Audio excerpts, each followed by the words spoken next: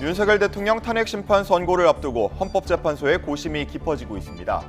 오늘 선고 일정이 나오지 않으면 다음 주로 넘어갈 거란 전망입니다. 헌법재판소가 박성재 법무부 장관에 대한 탄핵 심판 변론을 한 차례 열고 끝냈습니다. 국회 측과 박 장관 측은 내란 가담 행위를 놓고 공방을 벌였습니다. 푸틴 대통령이 트럼프 대통령과의 전화통화에서 우크라이나에 대한 에너지 인프라 공격을 30일간 중단하는 데 동의했습니다. 또 전면적인 휴전 협상을 중동에서 개시하기로 합의했습니다. 전북대가 집단 휴학 중인 의대생 휴학계를 전국 처음으로 반려했습니다. 다른 대학들도 휴학계 차단에 나섰는데 의대생의 복귀 여부가 분수령을 맞게 됐습니다. 마약류 성분이 포함된 감기약이나 수면제와 같은 불법 의약품의 국내 반입이 급증하고 있습니다. 관세청이 단속 강화에 나섰습니다. 시청자 여러분 안녕하십니까? 3월 19일 수요일 뉴스타트 1부 시작합니다. 윤석열 대통령 탄핵 심판 선고만을 앞둔 헌법재판소는 고심이 깊어지는 모양새입니다. 만약 오늘까지 선고 일정이 공지되지 않는다면 다음 주로 넘어갈 가능성이 커 보입니다. 김다현 기자입니다.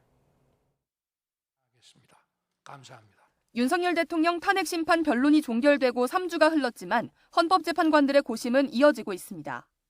이번 주 후반, 그러니까 20일과 21일 선고가 유력하게 거론됐지만 아직도 공지가 이루어지지 않았습니다.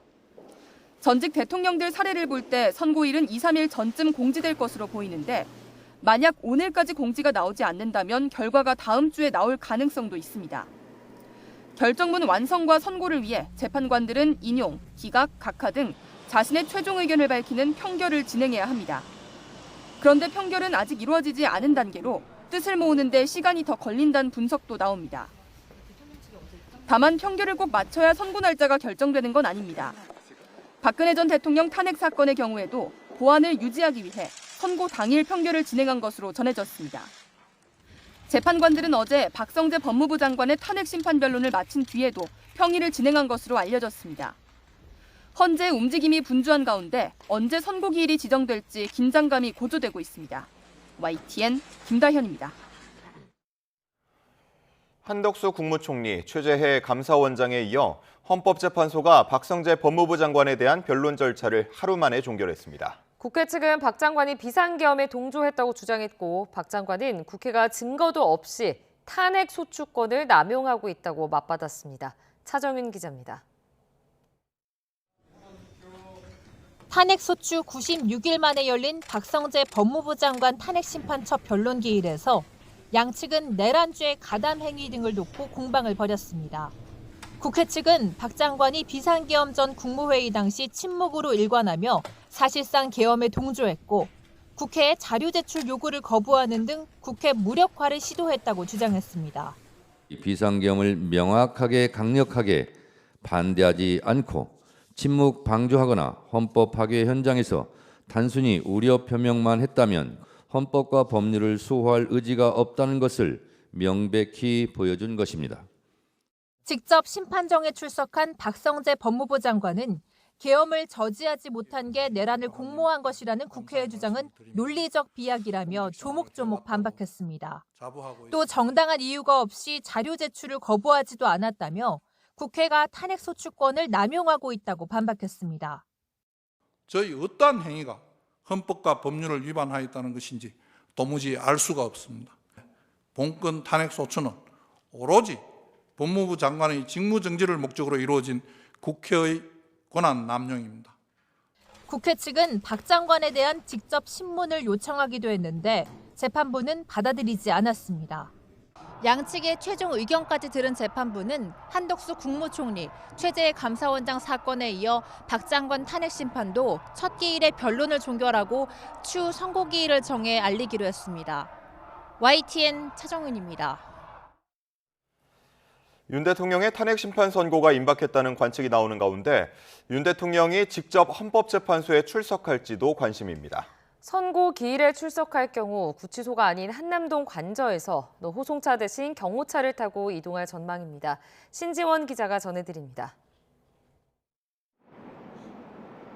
법원의 구속 취소 결정으로 석방된 윤석열 대통령은 한남동 관저에서 공개 일정 없이 침묵을 지키고 있습니다. 그만큼 탄핵 심판 선고 당일 헌법재판소에 직접 출석해 모습을 드러낼지 관심입니다. 윤 대통령은 지난 1월 탄핵 심판 3차 변론 기일부터 지난달 최후 변론까지 모두 8차례 구속 상태에서 심판정에 출석했습니다. 탄핵 심판 선고 당일에도 출석한다면 이번엔 구치소가 아닌 서울 한남동 관저에서 호송차가 아닌 경호차를 타고 이동하게 됩니다. 이동 거리도 20여 킬로미터에서 6킬로미터 정도로 가까워지는데 윤 대통령의 출석 여부는 아직 불투명합니다. 헌법재판소 심판 규칙에 따르면 피청구인 당사자가 출석하지 않아도 종국 결정을 선고할 수 있습니다. 최근 탄핵안이 기각된 최재해 감사원장과 이창수 서울중앙지검장은 선고 당일 헌법재판소에 출석하지 않고 곧바로 일터로 향했습니다. 반면 이진숙 방송통신위원장은 지난 1월 탄핵 심판 선고에 출석한 뒤 헌법재판소에서 곧장 청사로 출근했습니다. 윤 대통령은 과거 탄핵 심판에 불출석했던 노무현, 박근혜 전 대통령과 달리 그동안 공개 발언 기회를 적극적으로 활용해왔습니다. 그런 만큼 탄핵 심판 선고 당일에도 헌법재판소에 출석해 별도 입장을 밝힐 수 있습니다.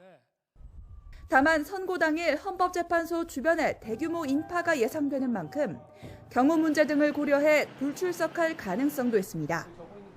윤 대통령 측 변호인단은 조만간 대통령의 출석 여부를 결정하겠다는 입장입니다. YTN 신지원입니다. 윤석열 대통령 탄핵 심판 선고 기일에 대비해 경찰 기동대가 대규모 합동 연합훈련을 실시했습니다. 진압복과 헬멧을 갖추고 이격용 캡사이신 분사기를 사용하는 등 불법 폭력 시위가 벌어질 경우에 대한 대응 역량을 집중 점검했습니다. 정현우 기자입니다.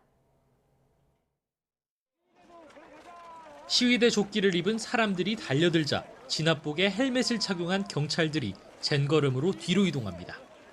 날아오는 물병도 방패로 쳐내는데 기동대는 어느새 방패로 벽을 만들고 방어태세를 갖춥니다.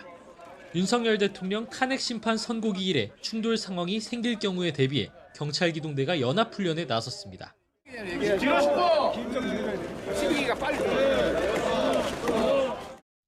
흥분한 시위대가 경찰에 달려드는 상황을 가정해 이격용 캡사이신 분사기를 활용해 저지하는 훈련과 헌법재판소 주변 골목길로 인파가 비집고 들어오지 못하도록 좁은 길목을 막는 훈련도 진행했습니다.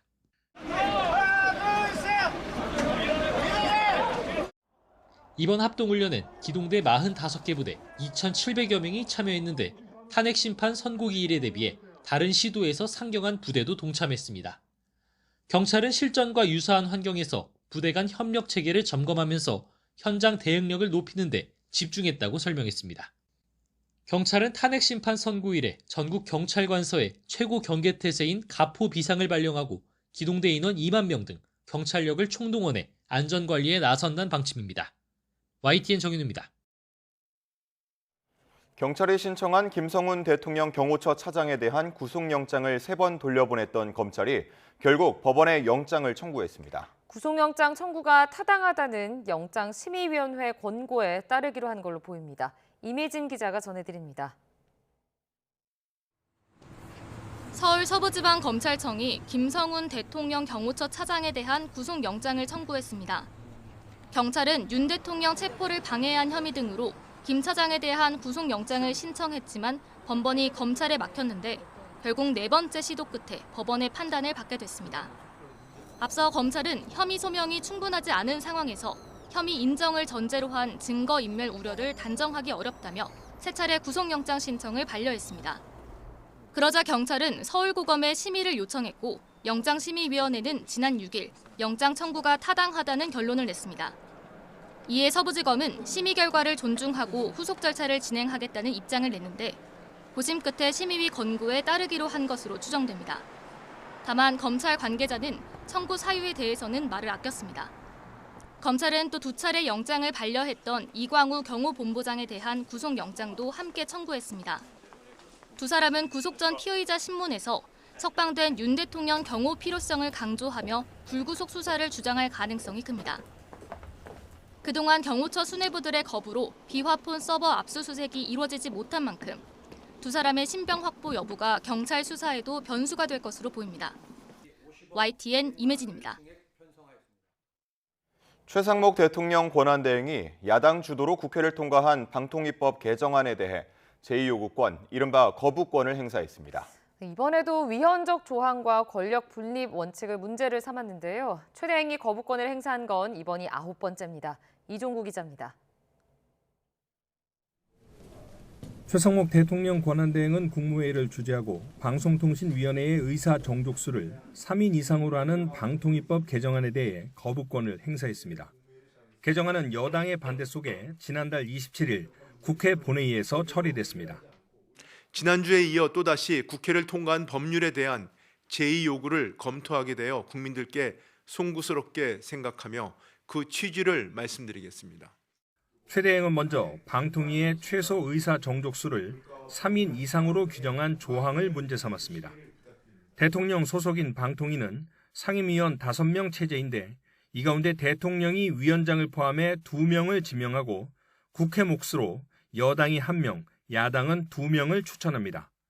이런 구조 탓에 개정안이 시행된 이후 국회가 상임위원을 추천하지 않거나 고의로 지연하면 방통위는 회의를 열 수조차 없다는 게 최 대행의 설명입니다. 합의제 중앙행정기관의 의사 정족수를 전체 위원의 과반수 이상 등 엄격하게 법에 명시한 전례 또한 없습니다. 최 대행은 또 국회가 추천한 후보를 30일 안에 임명하지 않을 경우 임명된 것으로 간주하는 규정은 대통령의 임명권을 침해해 권력 분립 원칙에 어긋난다고 지적했습니다. 앞서 지난 2023년 윤석열 대통령은 민주당이 추천한 최민희 방통위원 내정자를 임명하지 않았고 방통위는 현재 대통령이 임명한 2인 체제를 유지하고 있습니다. 하지만 최상목 대행은 이런 파행 사태에 대해선 언급하지 않았습니다. 방통위법 개정안은 그 내용상 위헌성이 상당하고 합의제 중앙행정기관으로서 방통위의 안정적 기능 수행을 어렵게 할 우려가 크기 때문에 국회에 제의를 요청드립니다. 지난해 12월 27일 대통령 권한대행이 된 이후 최상목 대행이 거부권을 행사한 것은 내란 특검법과 김건희 특검법, 명태균 특검법을 포함해 이번이 9번째입니다. YTN 이종구입니다. 서울 강남 3구를 중심으로 집값 상승세가 이어지면서 지난달 거래된 강남 3구 국민평형 아파트 평균 가격이 20억 원을 넘어섰습니다. 서울 아파트 거래량도 6천 건을 향해 가는 등 토지거래 허가제 해제 후폭풍이 심상치 않은데요. 최상목 대통령 권한대행은 적기에 대응 방안을 강구해달라고 당부했습니다. 최두희 기자입니다. 서울 잠실의 아파트 단지. 지난달 토지거래 허가구역에서 해제된 이후 이 일대에서는 신고가가 이어지고 있습니다. 잠실이 속한 송파구는 토허제 해제 이후 서울 자치구 가운데 집값이 가장 많이 뛰었습니다. 강남구도 사정은 비슷합니다. 토허제 해제 이후 호가가 최대 4억까지 오른 사례도 등장했습니다. 지난달 강남, 서초, 송파 등 이른바 강남 3구에서 거래된 전용 면적 84제곱미터 정도의 국민평형 아파트 값은 평균 20억 원을 넘었습니다. 서울 전체 평균보다 6억 높은 금액대로 강남 3구 집값이 동시에 20억 원을 넘긴 건 3년여 만입니다. 단기간에 지나치게 오른 호가 탓에 관망세에 접어든 분위기도 감지됩니다. 1, 2억 이상 올랐죠. 큰 평수는 한 3, 4억 정도 오르고 거래 신고 올라가는 거 보면 꾸준히 그래도 올라가는 것 같아요. 금액이 너무 올라갔다 보니까 좀 관망해야 되겠다 이런 까지. 서울 아파트 거래량도 확 뛰었습니다. 신고일은 이달 말까지인데 매매 거래량은 5천 건을 훌쩍 넘어 지난해 8월 이후 가장 높은 수치를 보였습니다. 부동산 시장 회복 지표로 볼 수 있는 6천 건을 넘어설 가능성도 제기되는데 전문가들은 이런 때일수록 신중한 접근이 필요하다고 지적합니다. 최근 들어서 거래가 한꺼번에 이루어지고 그 이후에는 다시 급감하는 특성을 보이고 있어서 분위기에 휩쓸려서 추격 매수하는 것은 신중해야 될 것으로 생각이 됩니다. 강남 3구 중심으로 집값이 들썩이자 최상목 대통령 권한대행도 철저한 점검을 당부했습니다. 부동산 시장에 대해서는 국토부, 금융위 등 관계부처가 시장 상황을 철저히 점검하여 국민 의료가 확대되지 않도록 필요시 적기에 대응 방안을 강구해 주시기 바랍니다. 정부와 서울시는 비정상적으로 가격이 뛰면 토허제 재지정을 검토하겠다는 방침입니다. YTN 큐두입니다. 한국거래소 거래 시스템 오류로 주식 매매 체결이 7분 정도 중단되는 사고가 있었습니다. 한국거래소는 어제 오전 11시 37분부터 44분까지 전산장애로 모든 주식 매매 거래 체결이 정지됐다고 밝혔습니다. 거래소는 동양철관 거래 체결에 장애가 발생했고 이 장애가 전체 종목 거래에 영향을 미친 것으로 보고 있습니다. 오늘의 주요 경제 일정입니다. 오늘까지 일본은행이 금융정책 결정회의를 엽니다. 또 우리 시각 내일 새벽까지 미국 연방공개시장위원회도 열립니다. 이와 함께 엔비디아 개발자 회의에서는 젠슨 황 최고 경영자가 오늘 새벽 진행한 기조연설에 이어 내일 새벽 기자 간담회를 여는데요. 일본과 미국 모두 금리 동결 전망이 우세하지만 주요 인사들의 경기 전망과 미래에 대한 비전 제시에 우리 주식 외환 시장이 어떤 영향을 받을지 관심이 보입니다. 어제 주식시장은 상승세가 주춤했고 원달러 환율은 경계감에 상승했습니다. 이재용 삼성전자 회장이 사직생을 언급하며 각오를 다진 가운데 오늘 삼성전자 정기 주주총회가 열립니다. 위기 극복을 위한 근본 대책이 나올지 관심이 쏠립니다. 이복현 금융감독원장이 기자 간담회를 엽니다. 우리금융 경영평가 등급에 대한 의견은 물론 홈플러스 사태, 또 직을 걸겠다고 말한 상법 개정에 대한 소신이 제시될 것으로 보입니다. 나아가 유상증자 중점심사 대상 1호로 선정한 삼성 SDI 건, 삼부토건 주가 조작 의혹에 대해서도 기자들의 질문이 나올 것으로 보입니다. 한국거래소가 오는 31일 공매도 재개를 앞두고 오늘 공매도 중앙 점검 시스템을 시연합니다. 어제 거래 시스템 오류로 주식 거래가 장중 7분간 정지되는 사태가 발생해 시스템에 대한 불안감이 가시지 않은 상황입니다. 물가 안정과 봄철 수산물 소비를 늘리기 위해 오늘부터 다음 달 6일까지 대한민국 수산대전이 열립니다. 4월 1일 수산인의 날을 계기로 마련된 행사인데요. 주요 대형마트와 온라인몰에서 할인 행사가 진행됩니다. 전북대가 전국에서 처음으로 집단 휴학 중인 의대생들의 휴학계를 모두 반려했습니다. 교육부와 대학이 의대생들의 복귀를 압박하고 나선 건데요. 학생들이 돌아올지 오히려 갈등이 더 커지는 건 아닌지 관심이 쏠리고 있습니다. 김근우 기자가 취재했습니다. 전북대 의대생들은 정부의 의대 증원에 반발해 이른바 동맹휴학에 참여하고 있습니다. 전체 재학생 중 신입생 등 일부를 제외한 650여 명이 휴학을 신청했습니다. 새학기가 시작됐지만 학생들이 수업에 나오지 않자 전북대가 전국에서 처음으로 칼을 빼들었습니다. 질병이나 유학, 임신과 출산 등 학칙에서 인정하는 사유가 아닐 경우 허가할 수 없다는 원칙을 내세워 휴학계를 반려한 겁니다. 이런 조치에 의대생들이 등록하지 않으면 제적하고 등록하더라도 수업에 참석하지 않으면 유급 처리될 수 있다는 학칙도 재확인했습니다. 의정 갈등이 1년을 넘기며 의대 교육 붕괴가 현실화할 수 있다는 우려에 대학 측이 강경 대응에 나선 겁니다. 충남대 역시 오는 28일까지 복학하지 않으면 제적 처리하겠다고 엄포를 놨고 앞서 서울대 의대 교수들도 전공의와 의대생들을 강도 높게 비판했습니다. 교육부도 의대가 있는 다른 대학에 공문을 보내 휴학을 승인하지 말라고 요구한 상황입니다. 정부와 대학의 압박이 한층 거세지고 있지만 의대생들이 돌아올지는 여전히 미지수입니다. YTN 김근우입니다.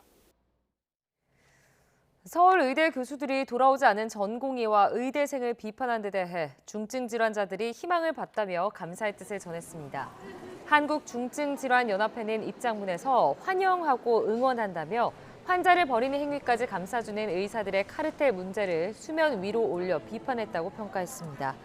이어 서울의대 교수들이 공격받지 않기를 바란다며 특례는 이익을 위해 자리를 떠난 이들이 아니라 현장에서 환자를 지키는 전공의 등 참 의사들에게 필요하다고 주장했습니다.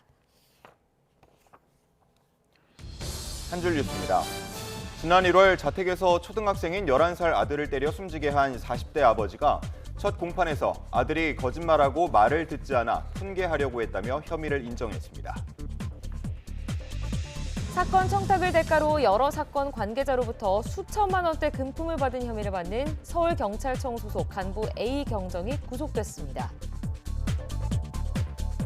경기 남부경찰청은 근무 시간에 술을 마시고 차를 몰았다는 의혹이 제기된 경찰관에 대해 감찰 조사에 착수했습니다. 협력업체 근로자 1,700여 명을 불법 파견한 혐의로 1심에서 징역형의 집행유예를 선고받은 카오카잼 전 한국잼 사장에게 검찰이 항소심에서도 징역 1년 6개월을 구형했습니다. 지금까지 한 줄 뉴스였습니다. 최근 해외에서 판매되는 감기약과 수면제 등 마약류 성분이 포함된 불법 의약품을 국내로 들여오는 사례가 급증하고 있습니다. 해외에서 합법적으로 판매되고 있고 또 약효가 좋다는 입소문에 마약 성분인지도 모르고 들여오는 경우가 허다하다고 하는데요. 어떤 제품들인지 눈여겨보시죠. 최혜연 기자가 전해드립니다. 세관 직원이 신문지 포장을 펼치자 해외에서 사온 감기약이 나옵니다. 마약류 성분이 들어있어 국내에 반입이 금지된 불법 의약품입니다. 최근 감기약과 수면제, 다이어트 약 등 마약류 성분이 포함된 불법 의약품을 국내로 들여오는 사례가 급증하고 있습니다. 지난 2020년에는 19명, 885g이 적발됐는데 지난해에는 252명, 3만 7천여 g이 적발됐습니다. 중량을 기준으로 43배나 늘었습니다. 특히 올해 들어 2달 동안 적발된 것만 65건, 11,000g이 넘습니다. 대체 마약으로 몰래 반입하기도 하지만 진통에 효과가 좋다는 이유로 마약 성분인지 모르고 들여오는 경우가 더 많습니다. 해외 여행 가셨다가 지인들 소개나 아니면 본유로 이러한 의약품들을 구매하셔서 직접 들고 들어오시는 경우도 있고요. 그리고 한번 경험을 해보셨던 분들이 해외에 있는 직구 사이트를 통해 가지고 이런 식으로 마약 성분이 든 감기약을 복용했다가 중독된 사례도 있는 만큼 해외 의약품을 구매할 땐 성분을 잘 살펴봐야 합니다. 미국 여행 쇼핑 리스트에 자주 언급되는 감기약입니다. 그런데 이 감기약 절대 사오시면 안 되겠습니다. 여기 쓰여있는 덱스트로메토르판은 국내에 반입이 금지된 마약류 성분입니다. 이와 함께 감기약에 든 코데인과 불면증 치료제에 함유된 알프라졸람, 졸피뎀까지 이 4개 성분이 자주 적발되는 만큼 꼭 확인해야 합니다. 관세청은 반입 차단을 위해 여행자 수화물뿐만 아니라 국제우편, 특송화물까지 엑스레이로 전수검사하고 있습니다. 무엇보다 해외에서 감기약을 잘못 샀다가 마약 사범이 될 수도 있는 만큼 더욱 주의가 필요합니다. YTN 최아영입니다. 국내에서 처음으로 야생 포유류가 조류 인플루엔자에 감염된 것으로 확인됐습니다. 네, 전 세계적으로 인체 감염 사례도 크게 늘고 있어서 방역 당국이 예의주시하고 있습니다. 염혜원 기자입니다. 지난 16일 전남 화순군 세량제 인근에서 죽은 살기 발견됐습니다. 그런데 검사를 해보니 폐사체에서 조류 인플루엔자 항원이 검출됐습니다. 포유류가 조류 인플루엔자에 걸린 사례는 국내에서 이번이 처음입니다. 살은 야생에서 주로 새를 잡아먹는데 이 과정에서 감염된 것으로 추정됩니다. 발견된 항원은 H5형인데 정부는 고병원성인지 검사하고 있습니다. 문제는 포유류 감염이 확인되면서 인체 감염 우려도 커졌다는 점입니다. 최근 들어 해외에서는 야생동물이나 소 등의 가축을 거쳐 사람까지 조류 인플루엔자에 감염되는 사례가 늘고 있습니다. 미국에서는 지난해부터 인체 감염 70건이 보고됐고 지난 1월엔 사망자도 나왔습니다. 전문가들은 조류 인플루엔자가 코로나19처럼 대유행할 수 있다며 경고하고 있습니다.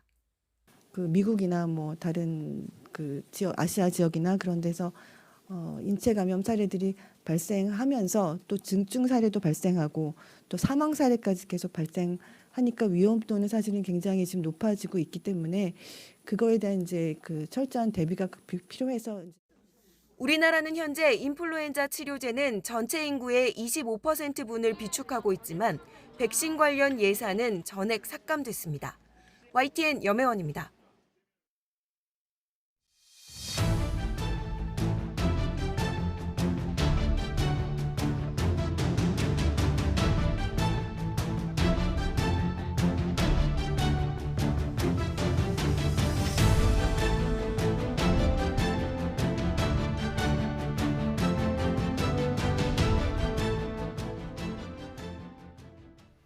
금방이라도 타결될 것만 같았던 연금 개혁을 둘러싼 여야 논의가 예상 밖으로 헛바퀴만 돌고 있습니다. 국민연금에 내는 돈과 받는 돈, 즉 모수개혁 비율엔 공감대를 이뤘지만 특위 구성 문제를 두고 입장차를 좁히지 못하면서 협의가 결렬될 위기로 몰렸습니다. 박정현 기자가 전해드립니다. 8일 만에 다시 마주 앉은 여야 원내대표, 보험료율 13%, 소득대체율 43%로 조정하는 모수개혁 기존 합의를 다시 한번 확인했습니다. 민주당에서 제시한 군복무, 출산 크레딧 등 문제를 상임위에서 먼저 처리하자는 데도 뜻을 모았습니다. 보험료율 13%, 소득대체율 43%에서는 여야가 이제 합의에 이르렀다라고 볼 수가 있겠고요. 일단 상임위원회에서 군복무 크레딧과 출산 크레딧 문제를 해결하고 난 후에 구조개혁 문제를 논의할 국회 연금특위에 합의 처리 문구를 넣을지를 두곤 이견을 좁히지 못하며 논의를 이어가기로 했는데 회동 뒤엔 각각 쟁점 사안의 선후관계를 따지며 신경전을 이어갔습니다. 국민의힘은 안건 합의 처리를 명시한 특위 구성이 모수개혁 처리를 포함한 모든 문제의 선결 조건이란 점을 분명히 했습니다. 지난 국회에서 관행을 깨고 갑자기 합의 처리 문구를 빼자는 민주당 저희가 의심스럽다는 겁니다. 국회 특위 구성에서 전통적으로 관례적으로 서로 협의해서 삽입을 해왔던 바이기 때문에 굳이 이번에만 빼야 된다라고 이야기하는 것은 좀 받아들이기 어렵다. 민주당은 즉각 반발했습니다.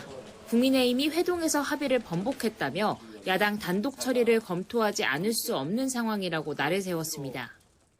연금 개혁에 의지가 있는지 의심스럽습니다. 이런 상황이라면 비상한 결심을 하지 않을 수 없습니다. 합의안을 기초로 해서 민주당이 단독으로 처리할 수 있다. 여당이 마은혁 헌법재판관 임명 문제에도 여야 합의 조건을 내세우는 상황에서 구태여 불필요한 조건을 특위에 고집하는 속내를 의심할 수밖에 없다는 게 민주당 입장인데 결국 회동 3시간 만에 논의는 원점으로 돌아간 분위기입니다. 모수개혁에 극적으로 접점을 찾으며 성사될 듯했던 연금개혁 합의가 막판 이견을 좁히지 못하며 결렬 위기에 처한 겁니다. 그 이면엔 탄핵 정국 전후로 깊어질 대로 깊어진 여야 간 불신의 골이 원인이라는 지적도 나옵니다. YTN 박정현입니다.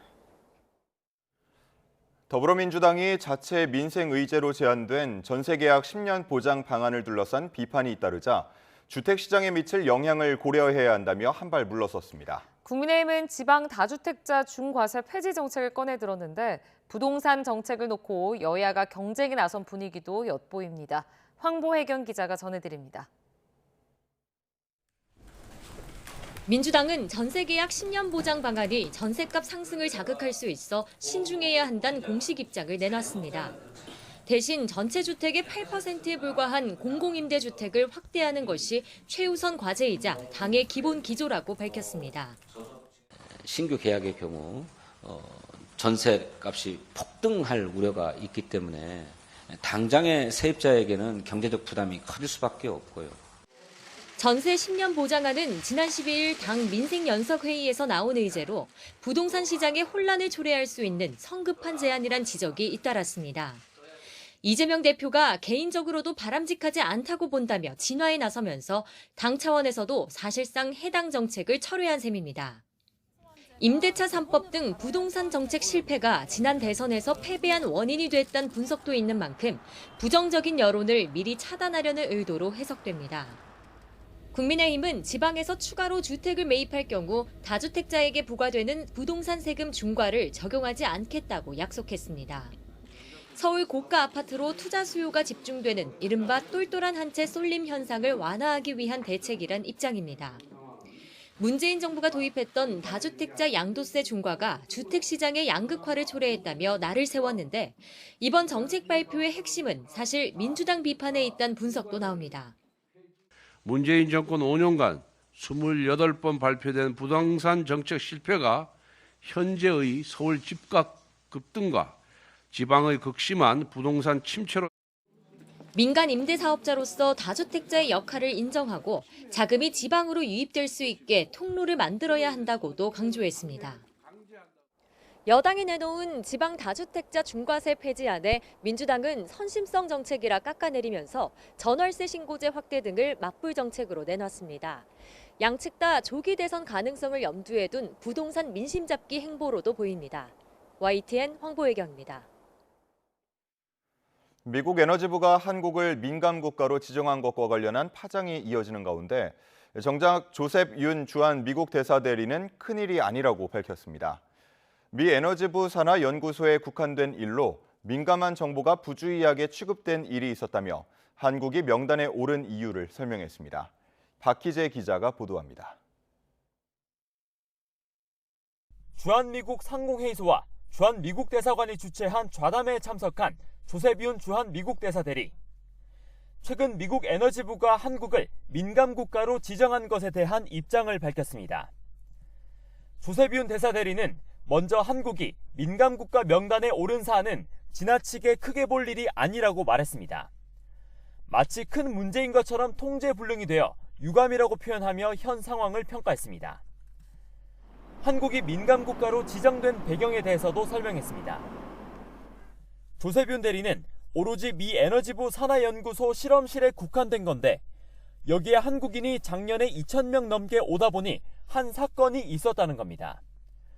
구체적인 내용은 밝히지 않았지만 일부 민감한 정보에 대한 취급 부주의가 있었다며 명단 지정 이유를 설명했습니다. 그러면서 일부 언론이 명단 지정은 정책 때문이고 인공지능과 생명공학 등 협력에도 영향을 미칠 거라 보도했는데 이는 틀렸다고 선을 그었습니다. 앞서 외교부도 미 에너지부 연구소에서 생긴 보안 문제가 민감 국가로 지정된 배경이라고 전했습니다. 이런 가운데 최상목 대통령 권한대행은 외교부와 산업통상자원부, 과학기술정보통신부 차관급 당국자로부터 관련 대응책 등을 보고받았습니다. 안덕근 산자부 장관의 방미를 앞두고 자리가 마련된 만큼 미치게 제시할 대응 방안도 논의됐을 것으로 보입니다. YTN 박희재입니다. 3월 19일 수요일 미리 보는 오늘입니다.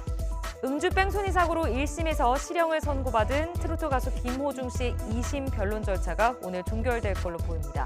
앞서 김 씨는 지난해 5월 강남에서 음주운전을 하다가 중앙선을 침범해 건너편 차선의 택시와 충돌한 뒤 달아나고 매니저에게 대신 자수시킨 혐의 등으로 재판에 넘겨졌습니다.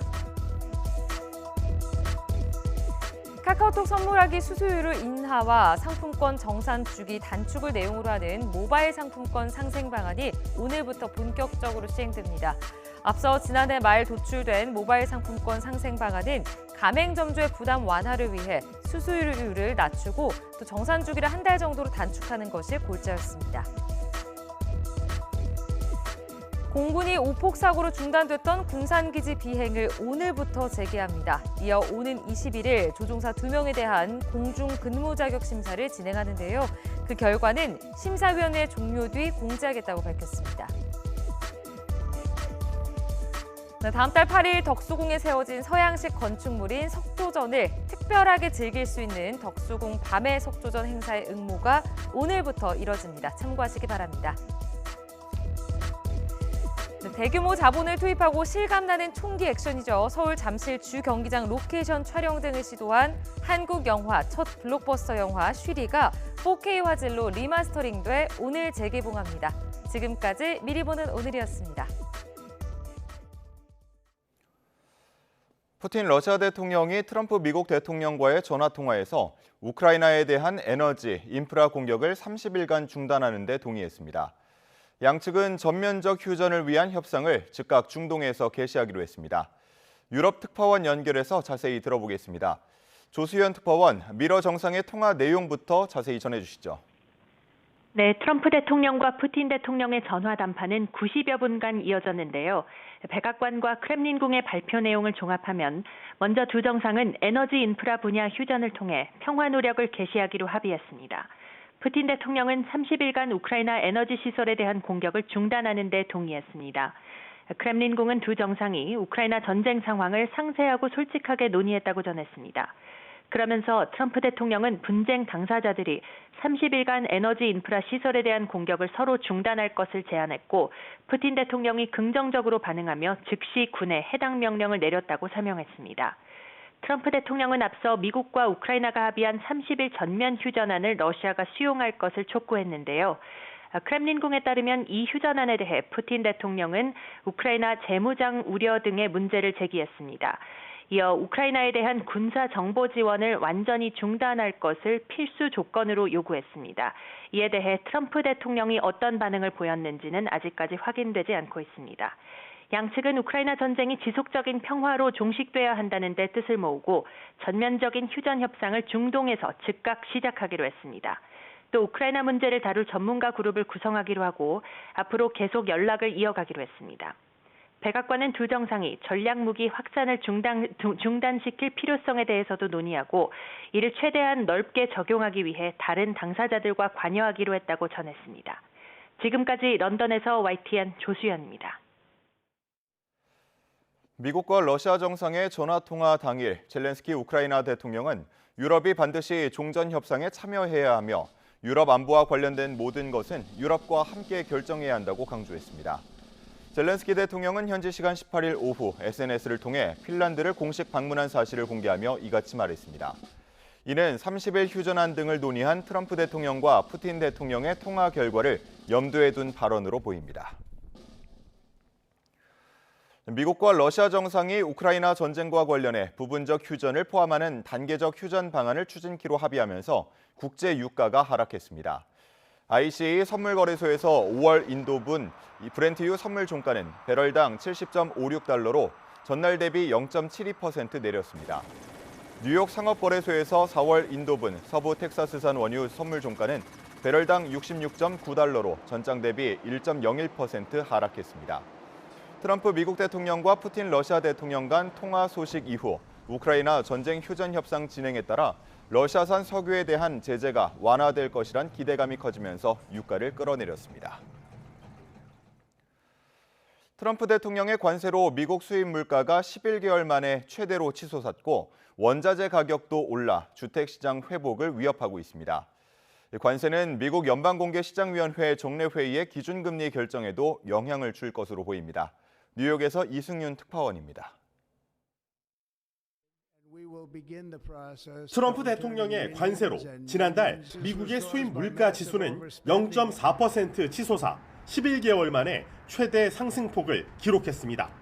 관세로 원자재 가격도 올라 주택 시장의 회복을 위협하고 있습니다.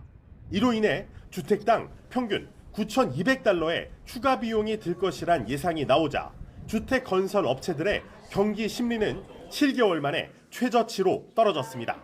관세 공포가 현실화하는 가운데 미국의 중앙은행인 연방준비제도는 연방공개시장위원회 FOMC 정례회의를 열고 기준금리를 고심 중입니다. 동결 가능성이 크지만 FOMC 참여자들의 금리 전망치를 담은 점도표에 관심이 쏠립니다. 지난해 12월 점도표에선 올해 금리 인하 횟수를 종전 4차례에서 2차례로 줄였는데 예상 밖의 매파적 기조에 당시 증시는 급락했습니다. 제롬 파월 연방준비제도 의장이 기자회견에서 최근 성장 우려에 대해 어떤 반응을 내놓을지도 관심입니다. The Fed is likely to say they're in no hurry to cut interest rates, but I think they're going to take a more of a dovish tone during the press conference. 관세로 인한 경기 침체 우려 속에 뉴욕 증시 3대 지수는 일제히 하락했습니다. 국제신용평가사 피치 역시 관세를 고려해 올해 미국의 성장률 전망치를 종전 2.1%에서 1.7%로 하향 조정했습니다. 피치는 트럼프 행정부가 시작한 관세 전쟁이 미국의 인플레이션을 1%포인트 상승시켜 연준의 금리 인하를 지연시킬 것으로 내다봤습니다. 뉴욕에서 YTN 이승윤입니다. 유엔을 비롯한 세계 각국은 이스라엘의 가자지구 공습 재개를 비난하며 휴전을 촉구했습니다. 하지만 이스라엘은 인질이 모두 석방될 때까지 공습을 계속하겠다고 위협했고 미국도 적극 지지에 나섰습니다. 김도원 기자입니다. 이스라엘은 하마스가 인질 석방을 거부하고 있어 공습을 재개했다고 책임을 돌렸습니다. 하마스 괴멸과 모든 인질 귀환이라는 목표를 포기하지 않는다면서 이번 공습은 시작에 불과하다고 위협했습니다. כבר הוכח בשתי פעימות השחרור הקודמות שבהן שחררנו 196 מחטופינו. הוכח דבר פשוט. הלחץ הצבאי הוא תנאי הכרחי לשחרור חטופים נוספים. 1단계 휴전을 이유로 연립정부를 탈퇴했던 극우정당 유대인의 힘은 공습 재개 뒤 연정에 복귀했습니다. 실각 위기에 몰렸던 네타냐후에게는 큰 힘입니다. 하지만 인질의 목숨을 담보로 도박을 하고 있다는 비난도 거셉니다.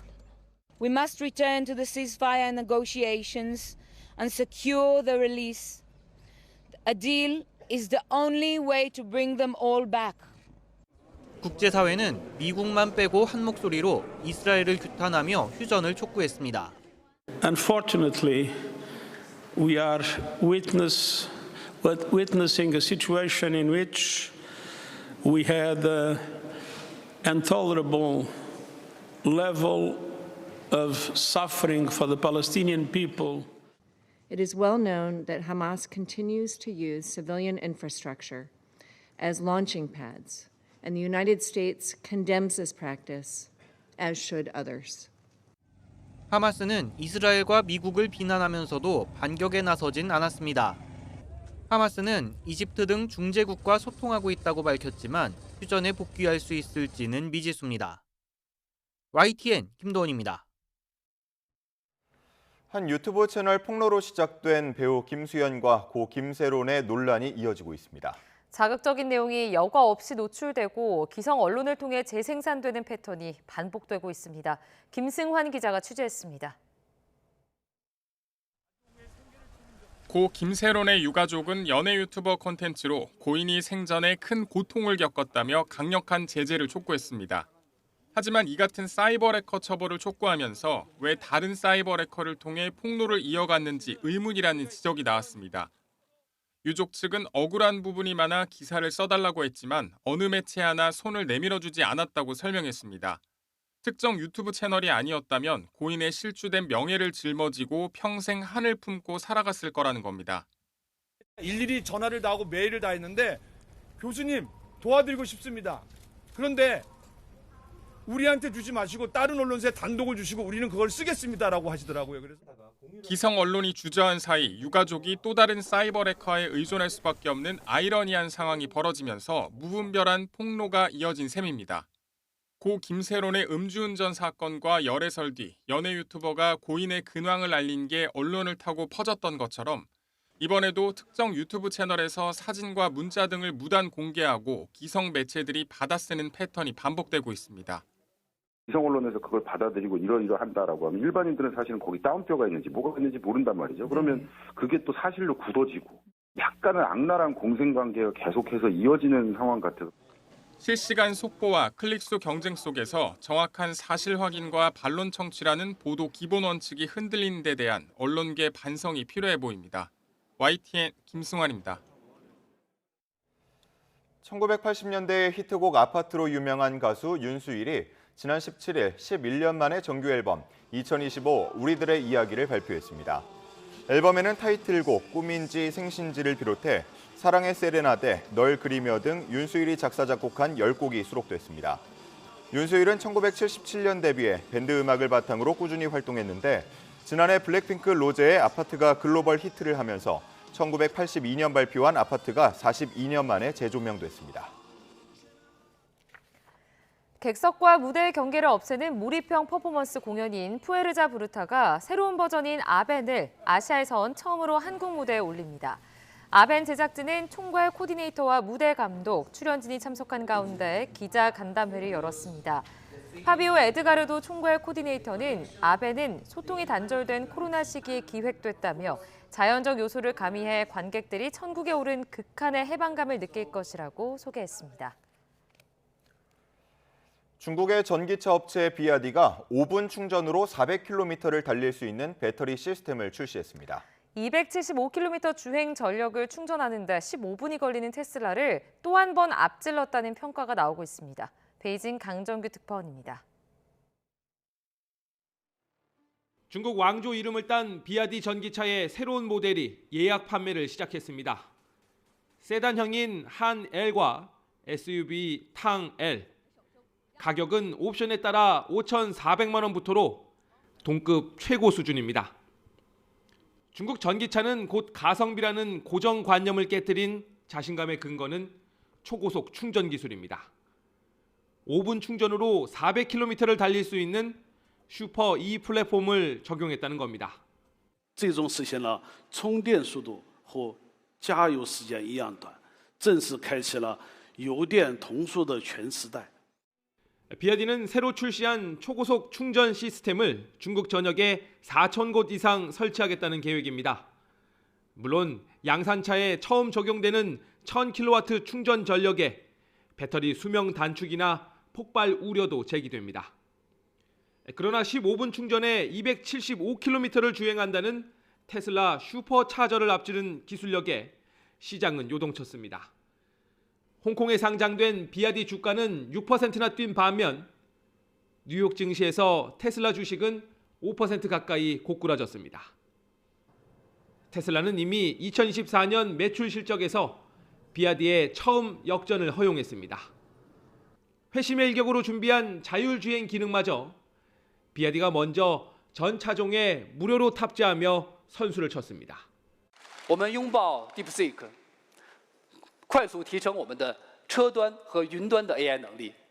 2011년 비아디 차를 본 적 있느냐며 비웃던 테슬라 CEO 일론 머스크에게 서력했단 말이 나오는 이유입니다. 베이징에서 YTN 강정규입니다. 봄을 시샘하는 찬바람이 불고 있습니다. 현재 서울은 체감온도가 영하 4도 선까지 떨어져 있는데요. 오늘 낮까지는 어제만큼 쌀쌀하다가 내일 낮부터 날이 풀리면서 따뜻한 봄 날씨를 되찾겠습니다. 오늘은 대체로 맑은 하늘이 드러나겠지만 출근길엔 어제 내린 눈비가 얼어서 빙판을 이루는 곳이 많겠습니다.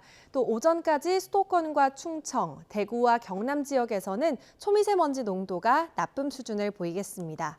현재 기온은 서울이 영하 1.6도고요. 대구가 0.2도 등으로 날이 춥습니다. 낮 기온은 서울이 7도까지 오르겠고 남부지방은 10도 안팎까지 오르겠습니다. 다만 체감 온도는 2도 정도 낮겠습니다. 당분간 맑고 포근한 봄 날씨가 이어지겠고요. 서쪽을 중심으로는 공기가 탁할 것으로 전망됩니다. 날씨였습니다. 이상으로 뉴스타트 1부 마칩니다. 잠시 후 2부가 이어집니다. 함께해 주신 여러분 고맙습니다.